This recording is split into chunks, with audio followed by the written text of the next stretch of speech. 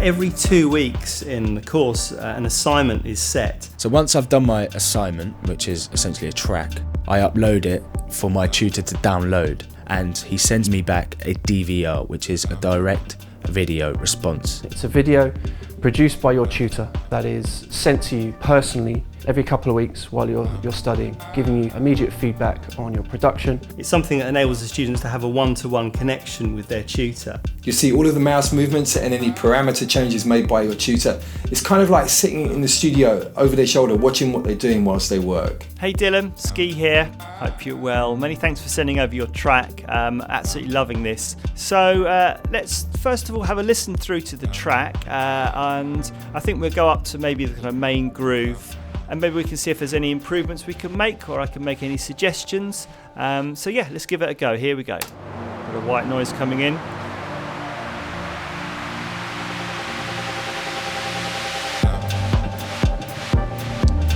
Great. It's a little bit loud, that white noise. I think we'll look at that, see if we can tame it a little bit. See what that's coming up as. Okay, so you've got this test oscillator device there, so that's interesting. That's a device that's sort of sounding all the time, so see if we can have a look at that. But it's a wicked vibe, really deep, like that vocal sample as well. And I think this kind of steel can sound is brilliant. I mean, that's a real kind of hook of the track, this.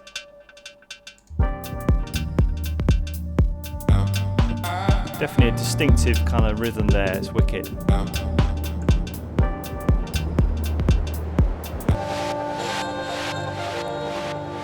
Cool, I like that side chaining on the white noise.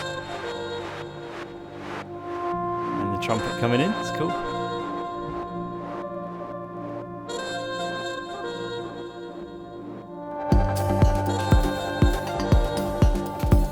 Excellent, this is really building nicely here.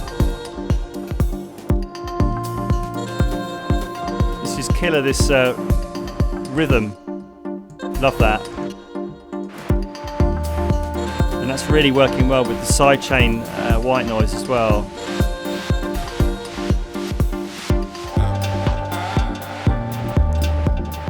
Wicked. So maybe could have had a little bit more of an impact with this section, the way it came in. It might be a simple thing as just putting a crash in there or something, but it comes down nicely in a way. When I say come down, it's just kind of coming up because it's building up to it, but it just maybe it kind of, what I mean is it kind of settles really nicely. So let's just have a quick flick through to the rest of the track. Oh, I like the snare coming in there. That's on that track. Okay, it might be worth looking and bringing that in earlier actually, because that kind of sets the beat off nicely. Cool. All right. Well, that's interesting. Because you got this white noise as a device, this test oscillator. Yeah. When we stop the track, it's still playing. That is something that could get a bit annoying actually as we're working through the track. So I'm going to have a look at sorting that out. First of all, let's just do a bit of housekeeping. I just want to make a bit more space on the screen, so I think it's worth hiding some of the tracks we're not using. You can see down the bottom here we've got four tracks I think that are muted, and there's one at the top as well. So if we click on this hide button here, we get this extra column, H column, and we can then just click on the tracks that we want to hide. There we go. Go green and click on that again, and they've gone. And we can just bring that back anytime. Very handy. I use that a lot, especially when it comes to the final mix. I just want everything as clear as possible. So now let's have a look at this white noise sound. Now, as I said before, I think it's sounding all the time basically. It's a constant sound, and you've got automation here. I just clicked on this automation button up here, and what you're doing is you're bypassing it, you're controlling the volume and some cutoff frequencies as well. So what would be really good is to turn that into one kind of single audio file. So what I did actually is I created a clip here, and a kind of dummy clip, because there was nothing on there before. And what I'm going to do is just going to click on Control and bounce in place. There we go. and there's a few settings we have to look at here. I'm going to have this bypass effects plugin checked because you can see over here we've got this channel EQ and the compressor. I don't want it to bounce those as it is because I want to have those effects on affecting the audio file afterwards. I want it to create a new track. I'm quite happy with the name, that's fine, it's done that. So let's just click on OK and let it do its thing. Cool, so let's just click on hide again. So what you can see is it's now created an audio file here on a new track, and it's also copied all the automation. Fantastic. So what we could do now is actually mute this original track. And now when we, from wherever we are in the track,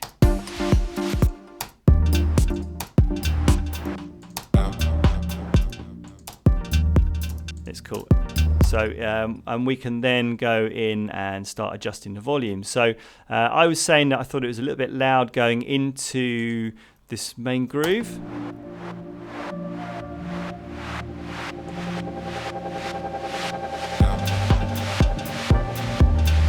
Just go back a little bit.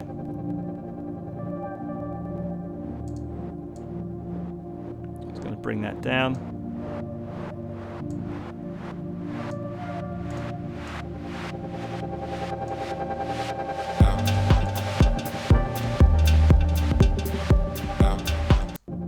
It's kind of getting a balance between the EQ cutoff that you've got there and the volume, because we want that kind of effect, build-up effect. We just don't want it to be too overpowering. Anyway, I think that's definitely giving us a bit more control. So you know, you could go through the whole of that track now and just kind of make sure that's sounding good. So there's another thing I noticed as well, and that's just in this breakdown here. There seems to be some kind of bottom end coming off those jazz drums. So I'm wondering if we can just roll a bit of that off.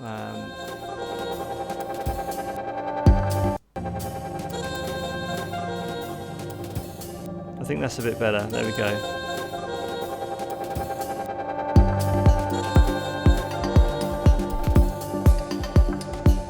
So one of my favourite elements of this, I think I mentioned it before, is this rhythm kind of bleep that we got here.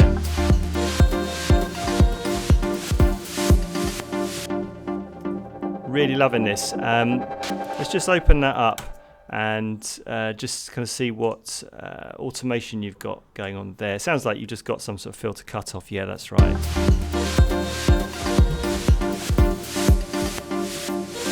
And this is playing kind of one chord. I think it's this here. Track's in G minor, and you've got this kind of, it's like a G minor 7, just but without the B flat. So maybe we could develop that a little bit into another section or some sort of progression. And what I'm thinking of is just after this section here,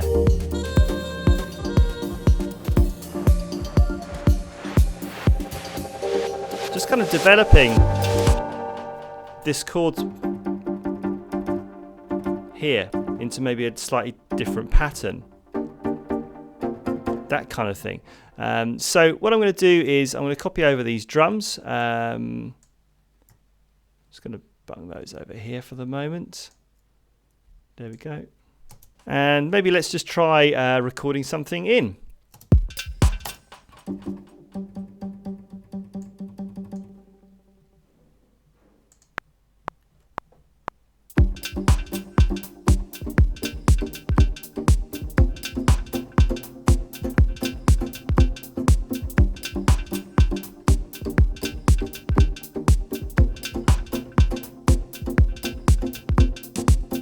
Quite like that vibe there.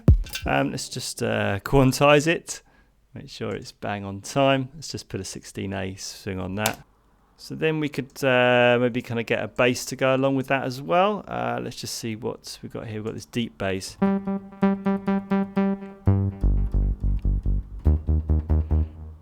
like that. Let's just bring up the keyboard again. I'm just going to sort of underpin those chords. Just bring this bass octave down. There we go.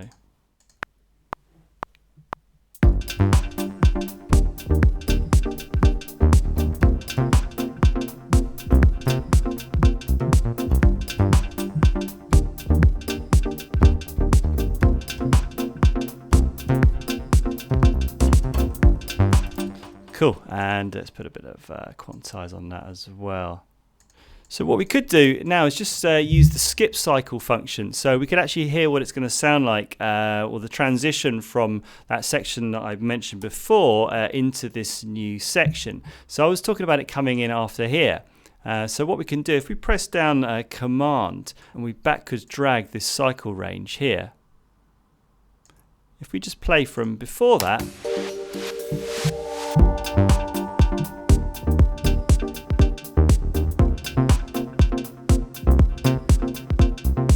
so this is making it a little bit funkier. It's kind of maybe, yeah, just kind of stepping up the groove a little bit. So let's just copy this over as well. And let's see what other elements we could put in. Maybe we could put in some kind of high string actually, just to kind of lift it for that section as well. Or maybe that could come in for the second half. So I'm just going to create a new track. Let's go for a software instrument.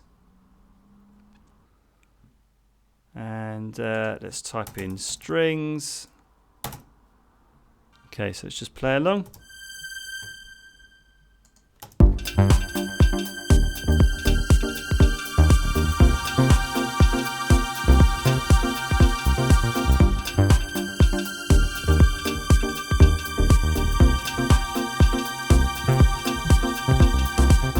Okay, it's quite nice. Let's just put that in, and then we can look at maybe putting some sidechain compression on that.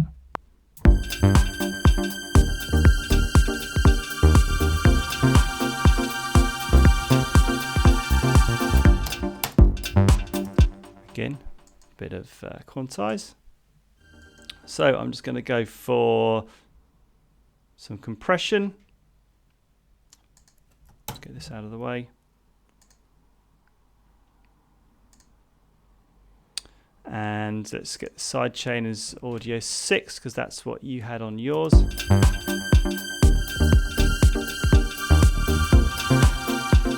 Turn it down a bit.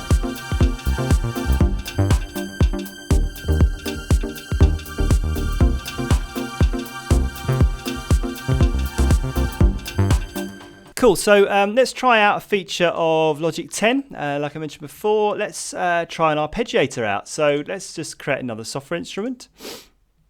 And let's just start from scratch here. I'm just going to reset this channel strip.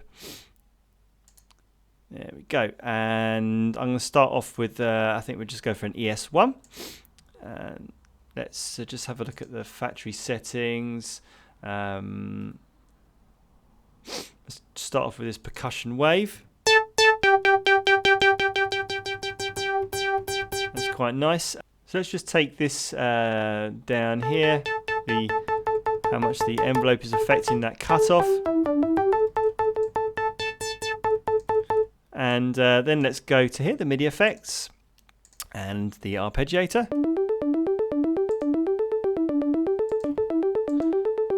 And then we can vary that a little bit. It also might be nice to put some stereo delay on that as well. So let's just go to the audio effects, stereo delay.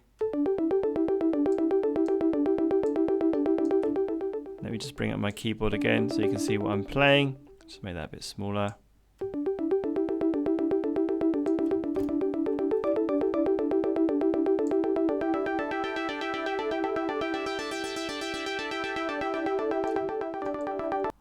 So let's just try playing that in.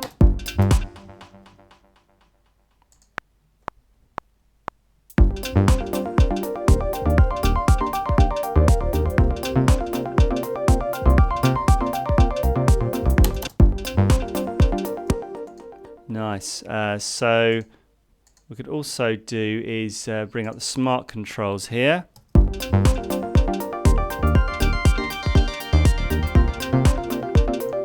Going to make sure that's quantized actually as well.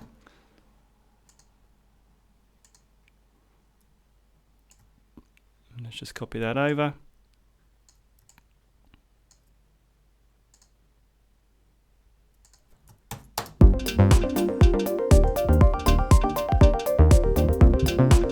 And we could try recording a bit of automation onto that as well. So let's put that onto Latch. There we go, and let's just record that down. Just go from a little bit before it.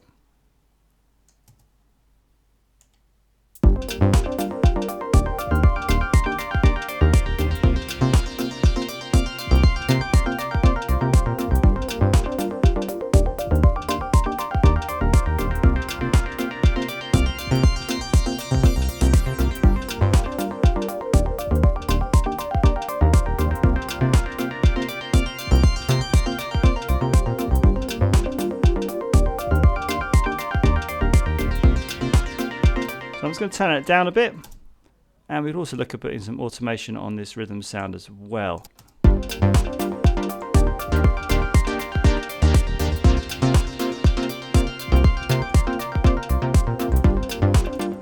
So let's go to latch, there we go, and let's record a bit of that in as well.